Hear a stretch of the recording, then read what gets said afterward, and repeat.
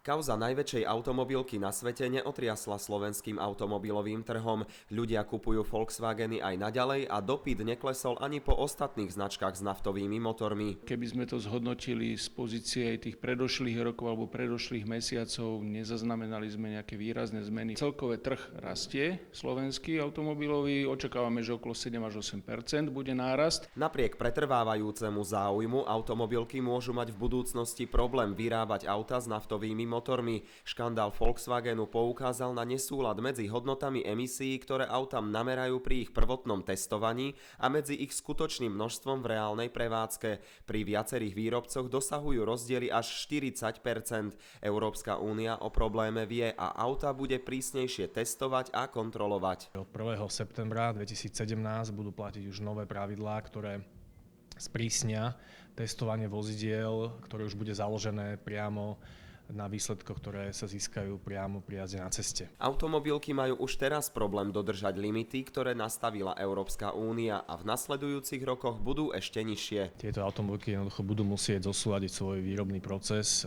tak, aby jednoducho tieto limity spĺňali. Za prekročenie noriem musia automobilky platiť pokuty. Pri oxide uhličitom sa od roku 2019 ešte zvýšia. Za každý 1 gram navyše zaplatí výrobca 95 eur za každé auto. Ak napríklad automobilka prekročí s určitým modelom emisné normy o 10 gramov, zaplatí za jedno auto 950 eur. Pri milióne predaných vozidiel sa pokuta vyšplhá na takmer miliardu eur. Automobilky sa budú musieť či už vo forme pokút alebo vo forme nákladov na vývoj vyrovnať s tým, že ten tlak na zmenu v pohone aut tu vznikne a budú do ňoho musieť investovať. Volkswagen už avizoval vývin plne elektrického modelu Phaeton. Podobne ako ostatné automobilky sa bude orientovať aj na vývoj hybridných a plynových pohonov. Podľa najnovšieho rebríčka World Auto sa medzi najlepšími 10 motormi roka 2016 poprvýkrát objavili až 3 hybridy. S vývojom v najbližších rokoch sa musia popasovať predovšetkým výrobcovia.